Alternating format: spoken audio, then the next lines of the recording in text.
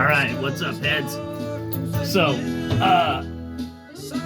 back in 67, when Dead did Anthem of the Sun, when they were starting to record it, they're using all kinds of different crazy gear, and in the gear book, the Grateful Dead gear book by Blair Jackson, which I've been reading that Dead Flintstone lent me, there's this crazy letter that Joe Smith, the president of Warner Brothers, sent off to Danny Rifkin, the Dead's manager at the time, because they were kind of, according to Warner Brothers, blowing it in the studio. Now, many people have heard this already, but it's just so amazing, and it's in this book that I've been reading that I'm going to read it out loud because it's fucking rad. December 1967, Joe Smith fired off a letter to Dead manager Danny Rifkin that read in part, "The recording in New York turned out to be very difficult. Lack of preparation, direction, and cooperation from the very beginning have made this album the most unreasonable project with which we have ever involved ourselves. Your group has many problems, it would appear, and I would believe that Hassinger has no further interest or desire to work with them under conditions similar to this last fiasco. It's apparent that no one in your organization has enough influence over Phil Lesh to evoke anything resembling normal behavior. You are now branded an undesirable group in almost every recording studio in Los Angeles.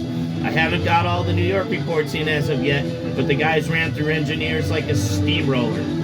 It all adds up to lack of professionalism. Grateful Dead is not one of the top acts in the business as yet.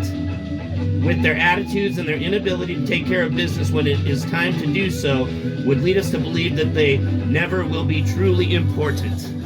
No matter how talented your group is, they're going to have to put something of themselves into the business before they get anywhere." From the president of Warner Brothers Records. I mean, what do you do in the Dead's situation? You just fucking shrug your shoulders and keep going, which they did, clearly. It also goes to say right here that they gave him 3 more studio days to finish it, which certainly didn't happen. But I've always loved that he just lit him up like that. Because it just, as of yet, you are not a band of, like, it's great. Because, it showed that he still was giving him a chance and giving him a kick in the ass, but it also showed that they weren't really that confident in the Dead's future. So, just an amazing part of their history that I totally love. Cheers, everybody, by the way. I've been reading a lot of books, Dead-related books. Red Rosie McGee's book, it's amazing. This Blair Jackson book. I read another Grateful Dead business book. The everything I learned about business kind of book, which is amazing. And I'm going to actually go over some of those and do little bits about them. But this quote in the gear book from the making of this record. Hassinger, the guy was mentioned here, is the guy who ran out of the studio and was like, "I'm over it," when Bob wanted to record Heavy Air or whatever it was. So, anyway, it's just unique to me, and I love it. It's always stuck with me. When it came back up in here, I was like, alright, let's go back over it. Once again, Grateful Dead gear. That might be a little bright, but I couldn't read it without it being bright in here. Amazing book. One of many Blair Jackson has wrote over the years. Where does this record rate on your favorites? Do you have a scale? Is this one of the top ones? Middle ones? I like it because Other One's always been my favorite song. But it also had like the unique early live stuff that was mixed together from the shows that were up here in the Pacific Northwest, which is where I live. So I still see shows at the Crystal Ballroom where some of these tracks were taken from, Some of the other places like Springer Ballroom are long gone, but the Crystal is still there, and we can still see shows there. Phil has played there often, so you can look up those shows if you want. But yeah, Crystal Ballroom, or Nick Meneman's Crystal in Portland, Oregon. Love this record. Just because of the raw, early, half studio, half live, mesh, conglomeration, whatever you want to call it, that they did back in the day. Yeah, fun shit. Cheers again.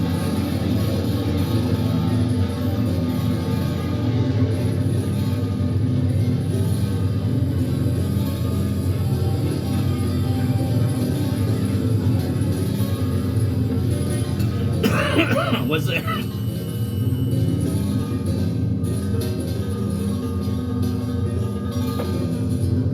Did they ever do any reasonable facsimile version of this later part of this continuing track? Because I'm not sure if this was pulled from those shows or not.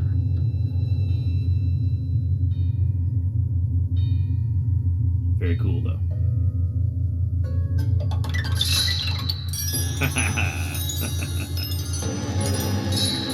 Grateful Dead movie. Reminds me of that. Yeah, this is a little snippet that I grabbed offline from Anthem. It's probably 6 or 8 minutes long, so I just wanted to share some of it. Just because this book has been bringing out a lot of cool stuff that dives a little deeper into Grateful Dead stuff. Now, I'm not a tech guy. I don't play any instruments at all. I've never been able to, and even though I've tried a little bit, it never worked out. But and Blair Jackson clearly says that he's not a musician either, but his ability to dive into a subject and to research it as deeply as he does, and I know that he had a lot of help from David Gans and many other people on this book also, really shows you the background and the inner workings of how the Dead progressed with all their instruments over the years, and it's just incredible. It speaks deeply of all the guitar changes, the times they happened, what they were using on the records, all the drum changes, when the Beast came into being, when the Beam came into being, all of Phil's basses, the various organs that the keyboard players used, Keith, Brent, Pigpen. Fantastic book. So anyway, Grateful Dead gear, Blair Jackson. I'm pretty sure it's still available. Dead Flintstone lent me this copy. Check it out. You'll love it. All right, cheers, everybody. Have a great fucking day. And if you're going to the Sphere, I will probably see you there. Hopefully, I'm not going to all of them, but I'm going to go to a bunch of them. All right, peace.